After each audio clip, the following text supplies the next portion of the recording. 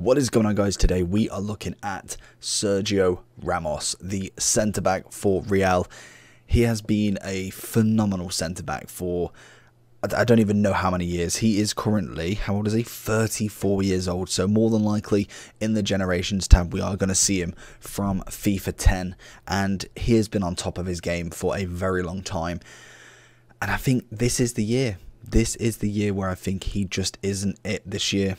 And it's sad to think that Sergio Ramos, one of the best centre-backs in the world for many years, has now come to an end on FIFA. And that's it. So let's get into the in-games. So Ramos is coming in at 117 on the PlayStation and 100 on the Xbox. It is fluctuating, so obviously take it with a pinch of salt.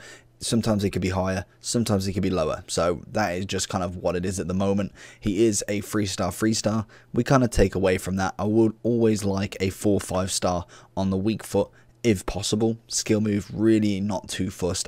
I'm not really doing roulettes and stuff like that with a centre-back, especially with the kind of level of defending that I am. And what do I mean about Ramos being finished? And I don't know what it is about him. His defense, his physical are immaculate. 88 defending, 85 physicals, 85 strength, 90 aggression. He's got 90 slide, 88 stand with 92 head and accuracy and 85 defensive awareness. I really don't know what it is. He just doesn't turn very well. His pace, even with a shadow, feels slow. And that's funny to say, seeing as though he'll have 81 pace, which, to be honest, isn't the greatest pace. If you compare him next to someone like Varane, it's nowhere near. But it's just so weird to see. Ramos, even without like a huge amount of pace, was always fantastic. He was always managing to kind of be that meta centre back, even without kind of like all of the stats being in the right direction. Whereas this year, he's good. Like, don't get me wrong, he's not bad. Like, he's not awful.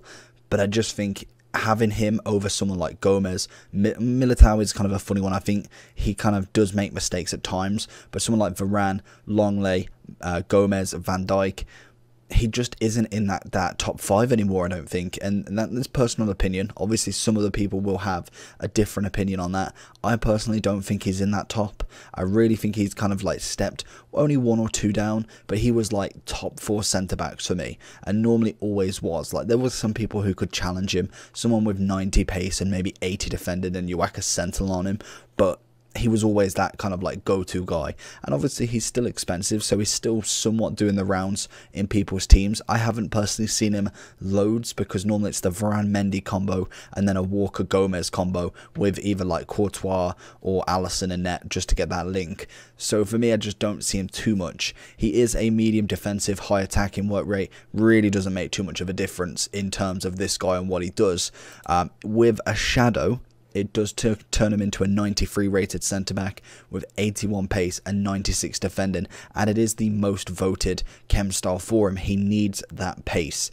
Being only 71 on the base is a little bit low. It's in comparison, which we will have a look at in the Generations and just see what last year, if there's anything different or what is the major components for him. His defending is amazing. His physicals are amazing. He's got somewhat average passing, 82 and 83 on the short and long.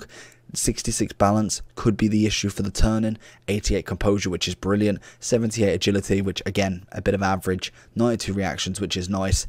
It's just something with the card. I've spoke to multiple people about it, and they agree. Turning wise is just like a truck, and that is a shame to see. But let's get into some gameplay and see his tackles. So with Ramos, he is the big tackler. He is that last man, kind of go in, all guns blazing, and he'll get that interception somehow.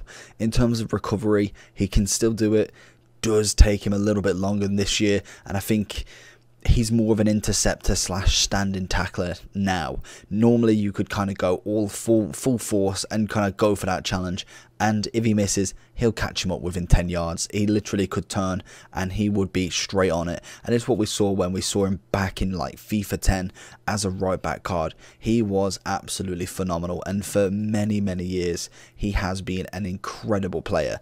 And it is a shame to see, because he is 34. He's not a young defender anymore. Not saying he's old, because obviously he's not, but in terms of FIFA years, he has got a number of years left. He's really, really coming towards the end, and it's a shame because we've seen him, like I say, going from a right back with long hair into this short-haired centre-back who just destroys everything, and he's always been a fan favourite of mine. I really like the kind of aggression that he brings, and that obviously shows in FIFA as well, how good he is at just blocking, making them tackles, them last ditch challenges that you need, and he's really kind of dependable about that. In terms of kind of like the pace element, I think Gomez is better, Varane will be better, and then obviously you've got Van Dijk, who I don't really see too much of. Maybe the injury has caused him to kind of deflate in the market, who knows. So going into the overall, as you see, we've got the screen, 117, 100 Xbox, PlayStation.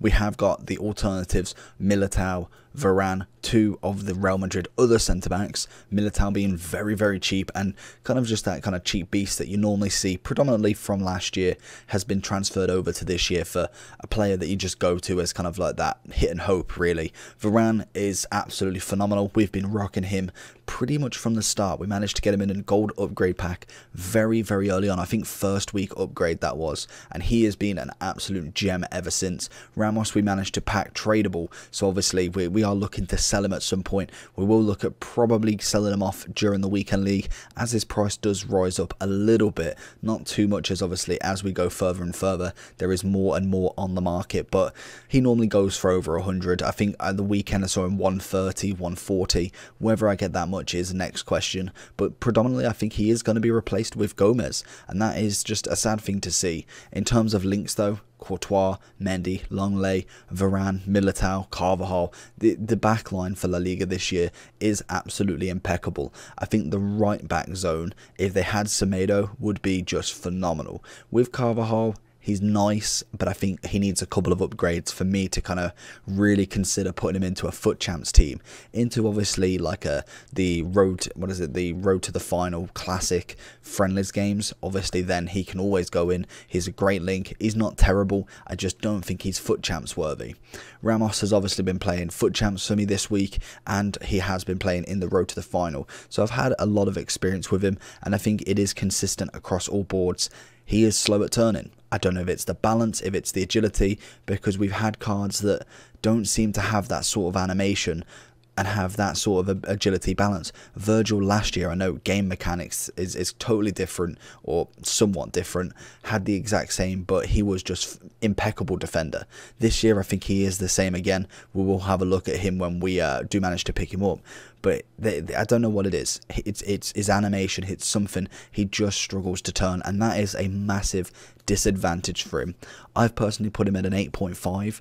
I feel like it is justified. I don't feel like he's a 9 or a 10 this year, and it's a shame to see, because normally he is, like I say, one of the big defenders. If we do go and have a look, obviously if we wanted to put a shadow on, we see the 93 centre back, we see the stats here. It's just unbelievable. There's some really, really nice stats, but it is the animation on the card. In terms of generations, and this one is always a nice one, we have got a right back FIFA 10. The kind of prime Ramos as right back. He managed to go to a centre back in FIFA 12. Then we got obviously the big boys, the FIFA 13, the real peak of Ramos as we go into it now.